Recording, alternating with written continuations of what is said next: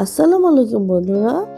আজকে থাকছে তেল ছাড়া মিষ্টি কুমড়া দিয়ে শুটকি, পাট শাক ভাজা আর কাচকি মাছ ভুনা, আর থাকছে গরুর মাংস ভুনা। গরুর মাংসটা আমি খুব ভালো করে মশলা কষিয়ে তার মধ্যে মাংসটা দিয়ে মাংস কষিয়ে তারপর আলু দিয়ে ঝোল ঝোল করে রান্না করে নিয়েছিলাম।